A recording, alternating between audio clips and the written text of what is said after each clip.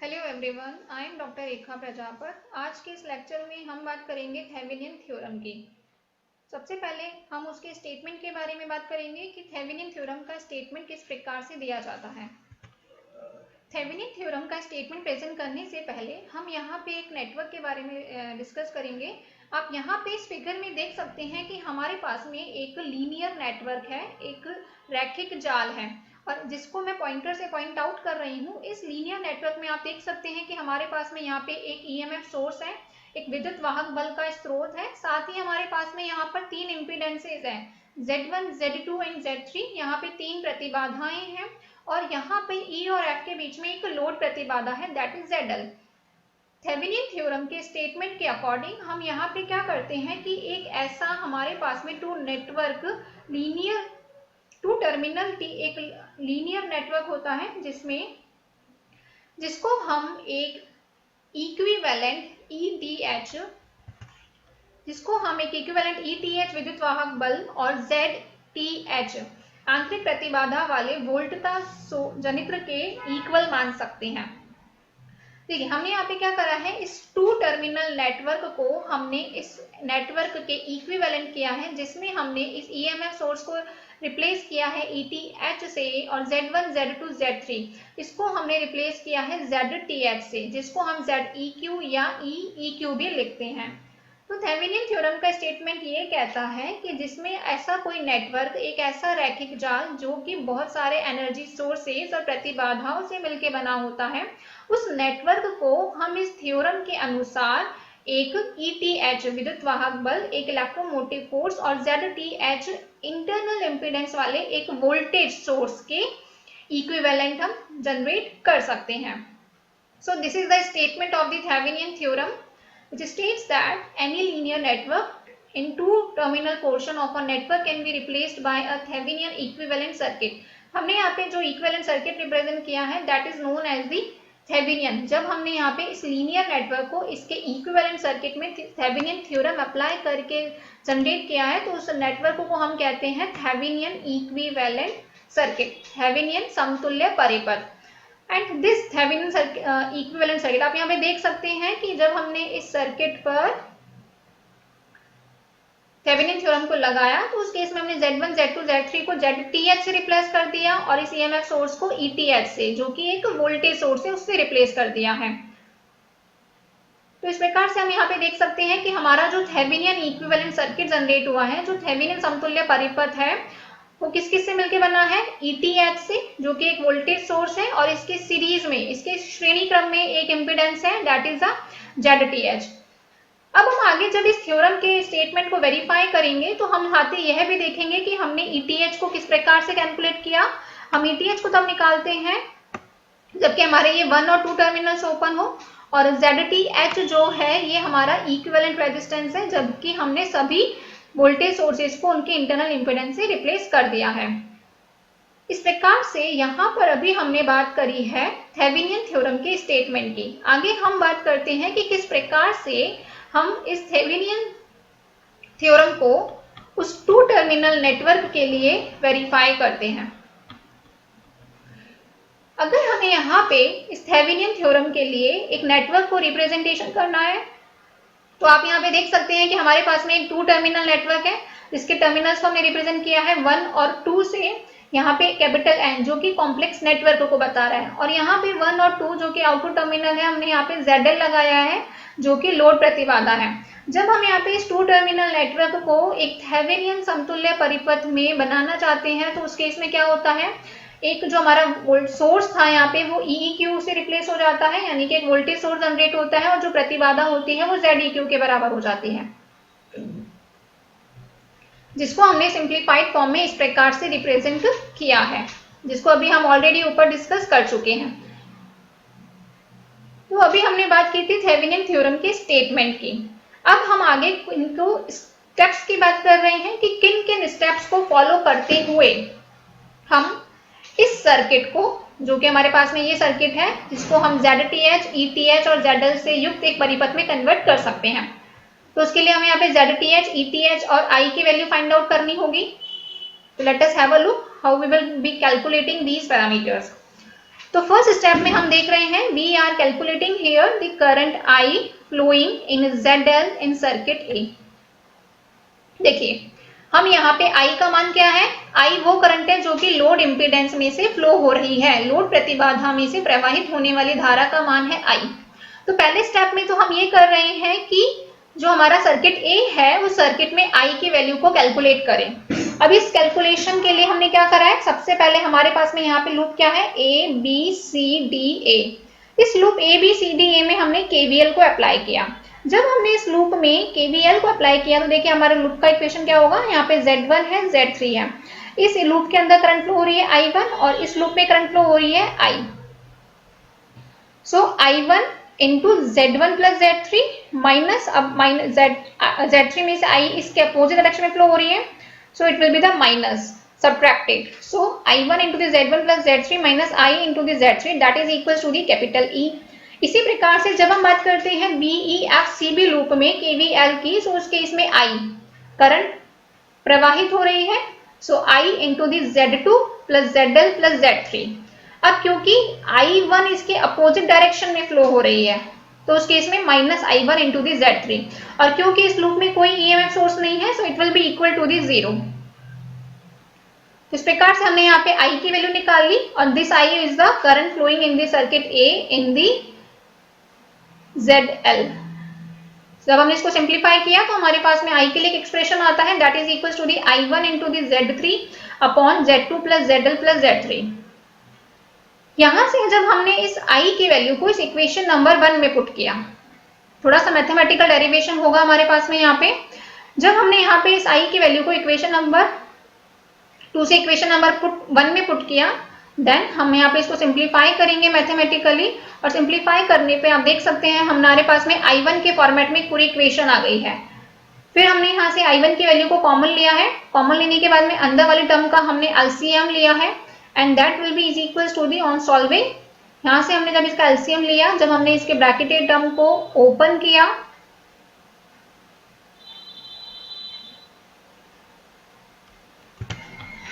जब हमने यहाँ पे सिंबल मैथमेटिकल फॉर्मुलेशन किए तो हमारे पास में यहाँ पे I1 के लिए एक एक्सप्रेशन आता है that is equals to the I1 is equals to the E upon Z1 plus Z3 into the Z2 plus ZL upon Z2 plus Z3 plus ZL। तो अभी तक हमने क्या फाइंड आउट किया, अभी तक हमने निकाला है I और I1 की वैल्यू, यानी कि हमारे पास में जो ये वाला सर्किट था, इस सर्किट के लिए हमने सर्किट A के लिए जो हमारा एक लीनियर नेटवर्क है उस सर्किट के लिए हमने I1 और I की वैल्यू को फाइंड आउट कर लिया है। आगे अब हम क्या कर रहे हैं कि हमारे पास में जो I1 की वैल्यू आई है उसको हमने इक्वेशन नंबर 2 में, क्योंकि हमारा जो मेन टारगेट था वो क्या है, I को निकालना था। अब क्योंकि हम यहाँ पे देख रहे हैं कि ये जो I आ रहा है वो I1 की टर्म में आ रहा है और हमें I को एक कांस्टेंट पैरामीटर्स के फॉर्म में जनरेट करना है, तो हम यहाँ पे क्या करेंगे, इस I के एक्सप्रेशन में जब I1 की वैल्यू डालेंगे तो हमारे पास में आ जाएगा, और यहाँ पे जब हमने I1 की वैल्यू को इस इक्वेशन नंबर 2 में डाला तो हमारे पास में एक इक्वेशन आती है I के लिए जो कि I1 से इंडिपेंडेंट होगी। और हम यहाँ देख सकते हैं कि अब हमें जो इक्वेशन मिल रही है I के लिए उसमें हमारे पास में वेरिएबल पैरामीटर नहीं है, I1 नहीं है। देखिए E कांस्टेंट है जो कि हमारा सोर्स है, EMF सोर्स जो हमारे सोर्स का EMF है उसकी वैल्यू कांस्टेंट है, साथ ही Z1 Z2 Z3 की वैल्यू भी कांस्टेंट है। तो हमारे पास में I की वैल्यू इन कांस्टेंट पैरामीटर्स के फॉर्म में आई है। जब हमने यहाँ पे इसको फर्दर सॉल्व किया डिनोमिनेटर को, then we will be getting an expression for the I that will be is equal to the E into the Z3 upon Z2 plus ZL into Z1 plus Z3 plus Z1 into Z3। तो आप यहाँ पे देख सकते हैं कि अभी हमने पहले स्टेप में क्या किया है, हमारे पास में जो ये सर्किट है इस सर्किट के लिए हमने I की वैल्यू निकाली है, और ये I क्या था, लोड प्रतिबाधा में से प्रवाहित होने वाली धारा का मान। This is the current flowing through the load impedance. Further अब हम आगे बात करते हैं सेकेंड स्टेप की। तो देखिए सेकेंड स्टेप है हमारा जिसमें हम ZTH की वैल्यू को फाइंड आउट कर रहे हैं। और ZTH क्या है, अभी हमने जब इसके स्टेटमेंट की बात की थी, जब हमने थ्योरम के तथ्य की बात की थी, तो हमने कहा था कि यह थ्योरम यह कहती है कि इसमें किसी भी टू टर्मिनल लीनियर नेटवर्क को हम उसके एक थेवेनियन इक्विवेलेंट सर्किट में कन्वर्ट करते हैं, और वो थेवेनियन सर्किट किससे मिलके बना होता है, ETH और ZTH से मिलके बना होता है। तो हमें यहाँ पे ZTH की वैल्यू निकालनी है। अब सेकेंड स्टेप में now we are calculating here the value of ZTH। अब देखिए ZTH की वैल्यू कैसे निकालते हैं। ZTH की वैल्यू हम तब निकालते हैं जब हमने एक तो सोर्स को, एनर्जी सोर्स को तो क्या कर दिया, शॉर्ट सर्किट कर दिया, और हमने यहाँ पे 1 और 2 टर्मिनल्स के बीच में प्रतिबाधा देखी है। अब देखिए जब भी मैं बात करती हूँ शॉर्ट सर्किट, आप यहाँ पे डायग्राम में देख सकते हैं, जो हमारे पास में साइड में इमेज ओपन है उसमें आप डायग्राम में देख सकते हैं। यहाँ पे हमने 3 सर्किट डायग्राम शो कराए, ओपन सर्किट, क्लोज सर्किट और शॉर्ट सर्किट। जब भी मैं बात करती हूँ ओपन सर्किट करने का मतलब, जब भी मैं कहती हूँ कि हमने यहाँ पे इन टर्मिनल्स को ओपन कर दिया है, तो ओपन करने का मतलब ये होता है कि हमने उस सर्किट को ब्रेक कर दिया। आप यहाँ ऊपर देख सकते हैं जहां मैं पॉइंटर से पॉइंट आउट कर रही हूँ, इसका मीनिंग क्या होता है कि हमने यहाँ से सर्किट को तोड़ दिया है, ब्रेक कर दिया है। अब उसका वहां पे कोई कनेक्शन नहीं है। तो यहाँ पे जब इस प्रकार से हम किसी सर्किट को ब्रेक कर देते हैं तो उसको हम कहते हैं ओपन सर्किट। तो देखो हम यहाँ पे जब 1 और 2 टर्मिनल को ओपन कर रहे हैं तो इस प्रकार से हम उसको क्या कर देते हैं, ब्रेक कर देते हैं। बट लेकिन जब मैं बात करती हूँ शॉर्ट सर्किट की, मैं कई बार यूज में लेती हूँ शॉर्ट सर्किट टर्म कि हमने यहाँ पे इन टर्मिनल को शॉर्ट सर्किट किया, जैसा कि अभी मैं यहाँ पे कह रही हूँ कि हमने सोर्स को शॉर्ट सर्किट कर दिया है। देखो शॉर्ट सर्किट कहने का मतलब ये होता है कि जब हम उन टर्मिनल को सीधे ही जोड़ दे। अब क्योंकि मैं कह रही हूँ कि मैंने यहाँ पे EMF सोर्स को शॉर्ट सर्किट किया है, इसका मीनिंग ये है कि मैंने यहाँ से EMF सोर्स को हटा के इन दोनों टर्मिनलों को आपस में सीधे ही जोड़ दिया है। सो यहाँ पे जब भी मैं बात करूँ ओपन सर्किट का मीनिंग, इसका मीनिंग यह होगा कि हमने टर्मिनल्स को खोल दिया है, यानी सर्किट को हमने ब्रेक कर दिया है। But when I will be talking about the short circuit या लघुपथित, उसका मतलब ये होता है कि वहां से हम उस कंपोनेंट को हटा दें और हम सीधे उन दोनों टर्मिनल को जोड़ दें। तो देखिए अब हमने यहाँ पे क्या करा है, हमने यहाँ पे एनर्जी सोर्स को तो So now I am talking about how we will calculate ZTH. So हमने यहाँ पे क्या करा है, 1 और 2 टर्मिनल को ओपन करा है, इनके मध्य हम प्रतिबाधा देख रहे हैं, साथ ही मैंने यहाँ पे EMF सर्किट को, EMF सोर्स को क्या किया है, शॉर्ट सर्किट किया है। तो देखो अब हमें यहाँ पे जब ZTH की वैल्यू ऐसे केस में फाइंड आउट करनी होती है तो हम कैसे निकालते हैं। देखो मैंने यहाँ पे आपके सामने एक पिक्चर प्रेजेंट किया है, आप यहाँ पे देख सकते हैं। क्योंकि अब मुझे Z1, Z2 और Z3 इन तीनों की एक परिणामी प्रतिबाधा निकालनी है। Now we will have to calculate an equivalent impedance for this combination of Z1, Z2 and Z3। तो देखो जब मैं कह रही हूँ कि मैंने इन दोनों टर्मिनल्स को ओपन कर दिया है तो उस केस में क्या होता है, देखो उस केस में ये जो Z1 और Z3 है ये इस प्रकार से, जहां मैं पॉइंटर से पॉइंट आउट कर रही हूँ वो इस प्रकार से एक दूसरे के पैरेलल ऑर्डर में आ जाते हैं। और किसी भी इम्पीडेंस को जब वो इस प्रकार से एक पैरेलल कनेक्शन में होती है तो हम उसकी परिणामी प्रतिबाधा ठीक उसी प्रकार से कैलकुलेट करते हैं जैसे कि हम एक रेजिस्टेंस के पैरेलल ऑर्डर के लिए हम उसके इक्विवेलेंट रेजिस्टेंस को कैलकुलेट करते हैं। इस केस के लिए जब हमारा Z1 और Z3 इस प्रकार से एक पैरेलल कनेक्शन में कनेक्टेड है तो उनकी रिजल्टेंट इक्विवेलेंट इम्पीडेंस के लिए फॉर्मूला होता है that will be is equal to the, क्योंकि हम इसकी इक्विवेलेंट इम्पीडेंस को Z से रिप्रेजेंट कर रहे हैं, that in that case the formula for the equivalent impedance will be is equals to the 1 upon Z, that is equals to the 1 upon Z1 plus 1 upon Z3, and its value is equals to the Z1 into Z3 upon Z1 plus Z3। अब क्योंकि हमने यहाँ पे यह कहा है कि Z1 और Z3 के इस पैरेलल कॉम्बिनेशन की इक्विवेलेंट इम्पीडेंस है Z, और ये जहां मैं पॉइंटर से पॉइंट आउट कर रही हूँ ये Z वैल्यू अब इस Z2 के, यहाँ आप सर्किट में देख सकते हैं नीचे वाले सर्किट में ये Z इम्पीडेंस इस Z2 के सीरीज कनेक्शन में होगी, और किन्हीं भी दो प्रतिबाधाओं के श्रेणी क्रम की परिणामी प्रतिबाधा को हम ठीक उसी प्रकार से कैलकुलेट करते हैं जैसे कि हम किन्हीं दो प्रतिरोधों के श्रेणी क्रम के लिए परिणामी प्रतिरोध ज्ञात करते हैं। अब क्योंकि हमें यहाँ पे Z और Z2 के लिए हमें परिणामी प्रतिबाधा का मान ज्ञात करना है तो उस केस में Z और Z2 को हम क्या कर देंगे, ऐड कर देंगे। तो देखो हमारे पास में Z1 और Z3 के पैरेलल कॉम्बिनेशन से जो इक्विवेलेंट इम्पीडेंस हमें मिला था उसकी वैल्यू थी Z, और ये Z अब इस Z2 के सीरीज ऑर्डर में आ गई है। तो उस केस में ZTH की इक्विवेलेंट या फाइनल वैल्यू होगी Z प्लस Z2। अब हमने यहाँ पे क्या करा है, Z की वैल्यू को यहाँ पे पुट कर दिया है and the value of Z is equal to the Z1 into Z3 upon Z1 plus Z3 plus of Z2। तो हमने यहाँ पे इस प्रकार से ZTH की वैल्यू को फाइंड आउट किया है, जहां पे हमने बैटरी सोर्स को या EMF सोर्स को तो शॉर्ट सर्किट किया था और 1 और 2 के अक्रॉस हमने ZTH की वैल्यू निकाली। तो पहले स्टेप में हमने क्या किया था, I की वैल्यू को फाइंड आउट किया था। दूसरे स्टेप में हमने ZTH की वैल्यू को फाइंड आउट किया है।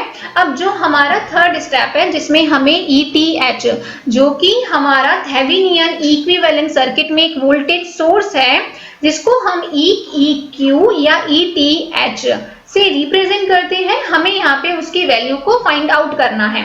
तो देखिए, जब भी हमें EEQ या ETH की वैल्यू को फाइंड आउट करना होता है तो उस केस में हम क्या करते हैं कि हमारे पास में यहाँ पर जो दो टर्मिनल्स है 1, 2, उन दोनों टर्मिनल्स के मध्य हम वोल्टेज निकालते हैं। अब वो वोल्टेज क्या करते हैं हम, जब 1 और 2 टर्मिनल्स को ओपन कर दिया जाता है और लोड इम्पीडेंस को हटा दिया जाता है। आप यहाँ पे देख सकते हैं इस फिगर में, ये हमारा एक सर्किट था, 2 टर्मिनल का लीनियर नेटवर्क सर्किट था। इस सर्किट में हम यह देख रहे हैं कि जब हमें EEQ या फिर ETH की वैल्यू को फाइंड आउट करना है तो उस केस में हम यहाँ से ZL को हटा रहे हैं, जिसमें हमने ZL को हटाया है और 1 और 2 टर्मिनल को ओपन किया है। अभी मैंने बात की थी कि किस प्रकार से जब हमें किसी टर्मिनल को ओपन करना होता है तो उसका मीनिंग क्या होता है कि वो वाला पार्ट हमने उस सर्किट का ब्रेक कर दिया है।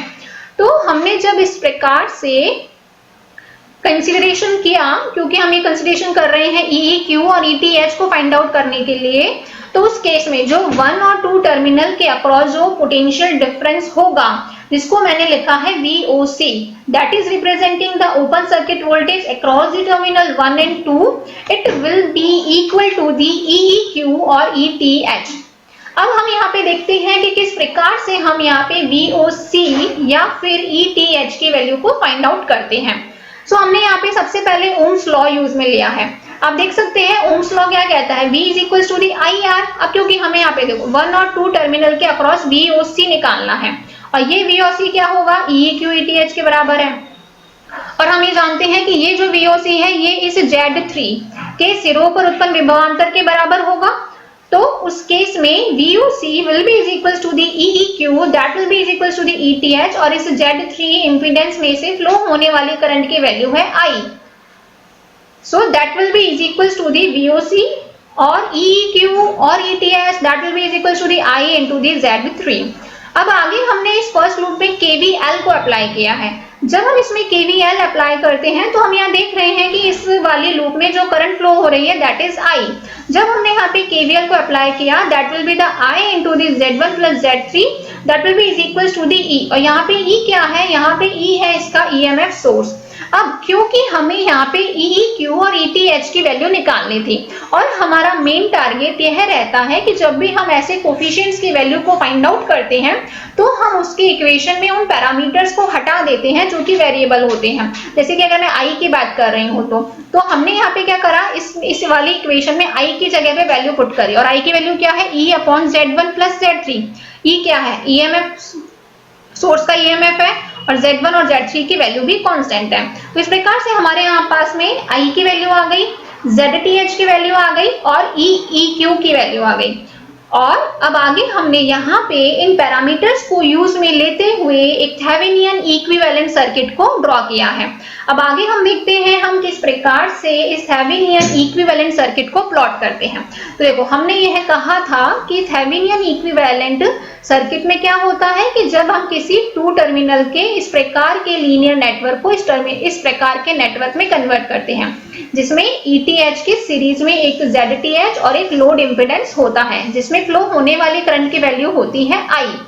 अब देखो, अब हमें यहाँ पे इनकी इक्विवेलेंसी चेक करनी है, इनकी समतुल्यता चेक करनी है। तो देखो, जब हम यहाँ पे इसके अंदर KVL अप्लाई करें, जब हम इस सर्किट में KVL को अप्लाई करते हैं तो हम यहाँ देख सकते हैं कि I जो है ZTH इंटू द ZL के मल्टीप्लाइड में होगा and that will be is equal to the ETH।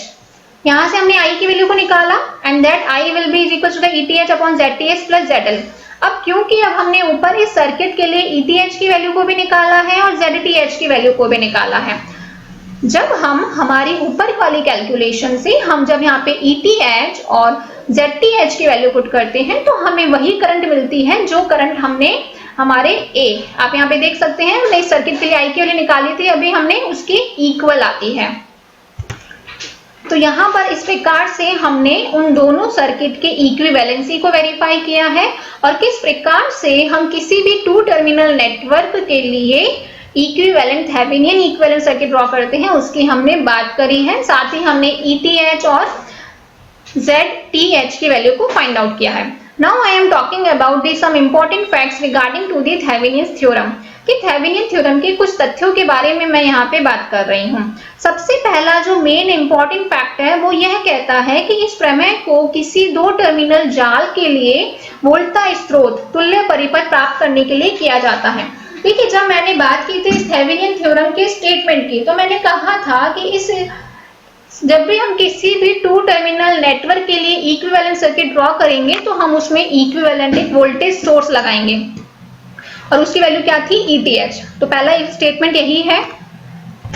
दूसरा स्टेटमेंट कि हमने जब उसका इक्विवेलेंट सर्किट को ड्रॉ किया तो उसके जो कंपोनेंट थे कौन कौन से थे, ZTH और ETH, ये दोनों कंपोनेंट थेवेनिन कंपोनेंट कहलाते हैं।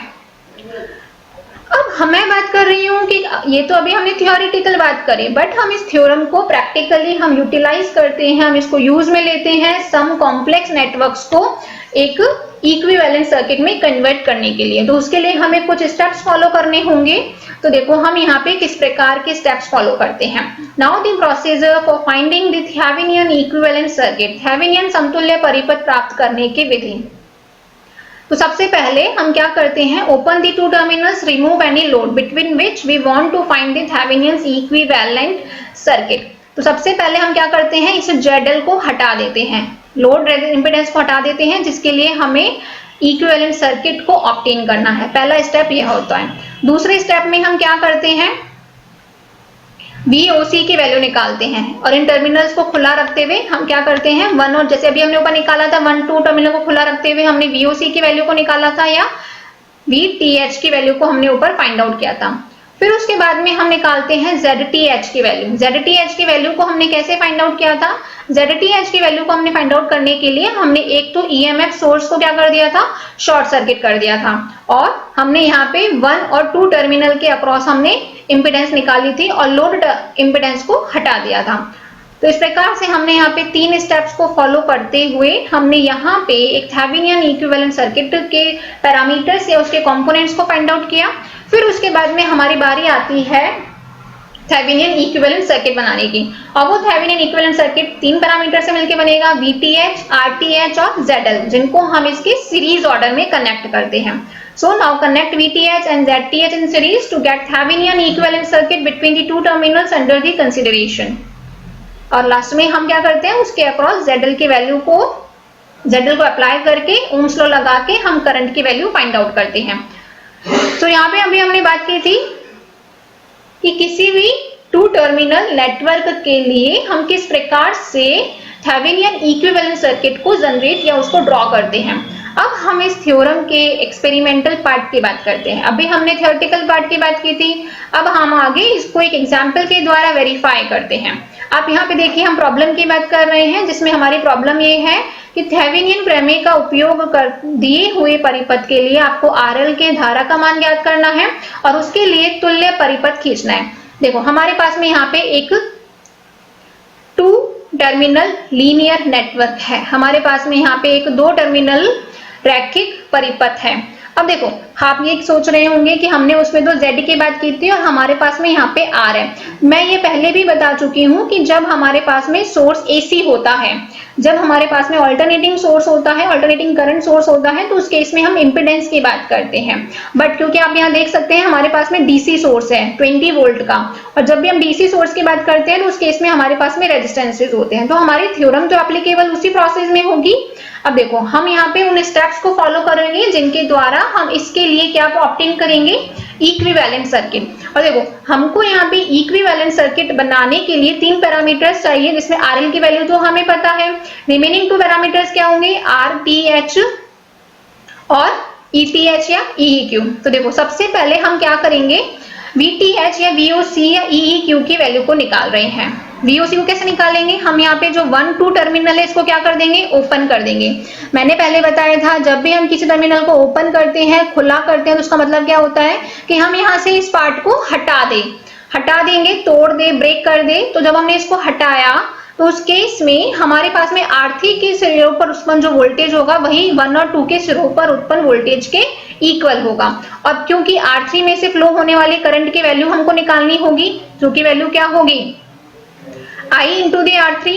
तो हमने यहाँ पे I इंटू R3 का निकाला। अब क्योंकि अभी हमने ऊपर देखा है कि किस प्रकार से हमने I के लिए एक एक्सप्रेशन फाइंड आउट किया था, ये था हमारे पास में I के लिए value ETH upon ZTH plus ZL। देखो हमारे पास में यहाँ पे I के लिए फॉर्मूला था, जब हम VOC निकाल रहे थे, जब हमने यहाँ पे 1 और 2 टर्मिनल को ओपन किया था, उस केस में VOC की वैल्यू क्या आई थी, Z3 इंटू I के बराबर। और जब हमने यहाँ पे KVL लगाया था तो हमसे यहाँ पे I की वैल्यू मिली थी, और I की वैल्यू क्या आई थी, E upon Z1 plus Z3। तो इसी प्रकार से जब हम हमारी प्रॉब्लम के अंदर यहाँ पे I की वैल्यू क्या हो जाएगी, E upon R1 plus R3। यहाँ से तो हमने क्या करा, इसको हटा दिया, इसके लिए हम लगाएंगे KVL इस वाले लूप के अंदर, तो वहां से हमें I की वैल्यू मिली। अब क्योंकि हमें बैटरी का EMF पता है 20 वोल्ट है, R1 की वैल्यू R3 की वैल्यू को पुट किया तो I की वैल्यू आ गई। I की वैल्यू आ गई तो हमारे पास में VOC EEQ या जिसको हम ETH भी कहते हैं उसकी वैल्यू आ गई 10 वोल्ट। अब आगे हमें निकालना है ZTH, और ZTH की वैल्यू हम कैसे निकालते हैं, ZTH की वैल्यू में पहला काम क्या होगा, हमारे को EMF सोर्स को शॉर्ट सर्किट करना होगा। तो जब हम इस EMF सोर्स को शॉर्ट सर्किट करेंगे तो मतलब हम इसको यहाँ से इसको हटा देंगे EMF सोर्स को, और सीधे ही इनको आपस में जोड़ देंगे। तो देखो उसका डायग्राम मैंने यहाँ पे ड्रॉ किया है, आप देख सकते हैं, जिसमें मैंने EMF सोर्स को सीधे हटा दिया है, और 1 और 2 टर्मिनल के अक्रॉस हमें यहाँ पे रेजिस्टेंस फाइंड आउट करना है, और उसको हमने ओपन रख के इस प्रकार से रेजिस्टेंस निकालेंगे। तो मैंने पहले डायग्राम के द्वारा बताया था, इस केस में R1 और R3 दोनों पैरेलल में होंगे, जिनका परिणामी प्रतिरोध क्या होगा, R1 into R3 upon R1 plus R3, और ये सीरीज में होंगे R2 के। तो इस प्रकार से हमारे पास में यहाँ पे REQ या RTH की वैल्यू आ गई, एंड दैट वैल्यू इज 20 ओम। अब हमारा नेक्स्ट स्टेप होगा थेवेनिन इक्विवेलेंट सर्किट ड्रॉ करना, और थेवेनिन इक्विवेलेंट सर्किट के अंदर हम जानते हैं कि हमारे पास में क्या होना चाहिए, ETH, इसकी वैल्यू क्या आई थी 10 वोल्ट, साथ ही होना चाहिए REQ या RTH, जिसकी वैल्यू आई है 20 ओम। तो हमारे पास में यहाँ पे इस प्रकार से दिए गए 2 टर्मिनल नेटवर्क के लिए एक इक्विवेलेंट थेवेनिन इक्विवेलेंट सर्किट हमने यहाँ पे ड्रॉ किया है। Thank you so much.